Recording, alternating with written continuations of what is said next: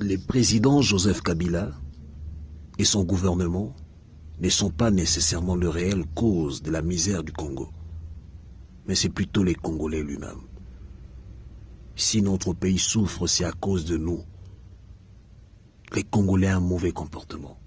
L'attitude du Congolais est son pire ennemi. Nous qui vivons à l'étranger, ici où Kabila et son gouvernement ne dirigent pas, mais nous constatons que la communauté congolaise a un sérieux problème, à savoir son comportement. Non, mon peuple a un problème. Vous amenez un Congolais au travail, il abuse. Vous aidez un Congolais, il se révèle ingrat.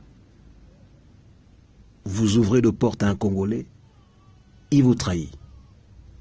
Les Congolais ont un problème. Il travaille bien quand il est sous la direction d'un étranger. Quand les Congolais travaillent chez un Belge, chez un Français, chez un Gabonais, chez un Nigérien, chez un Américain, c'est qui n'est pas mauvais. Mais vous constaterez que là, il donnera les meilleurs de lui-même.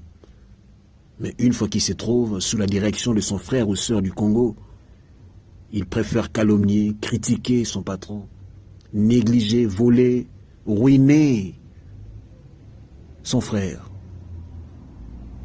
Les Congolais, nous avons un sérieux problème. Et parfois, c'est même au nom de la Bible.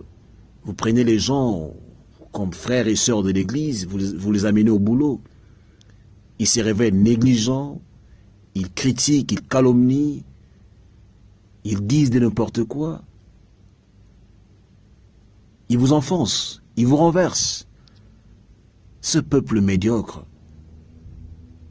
Non, je m'excuse. Je n'ai pas la prétention d'insulter qui que ce soit, mais je vais juste mettre clair la réalité. Mon peuple a un sérieux problème. Alors espérer que le départ du président Kabila sera la jeunesse ou la naissance d'un nouveau Congo, c'est un chimère. Car cela ne va jamais arriver.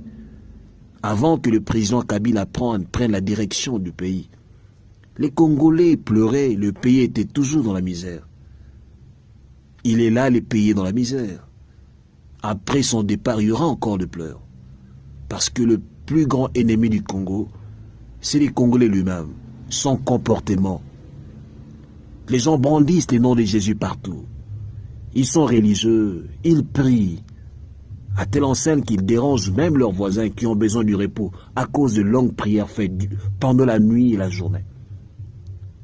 Mais les comportements de ces gens qui prient à haute voix, les comportements des Congolais qui se proclament intellectuels, ruinent la société. On ne sait pas vivre ensemble. On ne sait pas comment bien évoluer ensemble. À l'étranger, nous voyons les Éthiopiens et les Somaliens qui n'ont pas de pays si riches, pour ne pas dire pauvres. Mais leur communauté est forte. Vous ne trouverez jamais un Éthiopien ou un Somalien rédiger un CV pour aller déposer dans une entreprise quelconque pour travailler. Non. Ceux qui sont venus avant se sont établis, ils ont de business, ils sont forts. Et quand le nouveau venu vient, ils les orientent. Mais nous, les Congolais, c'est difficile. On ne sait que c'est critiquer, on cherche comment renverser les autres, on est négligent.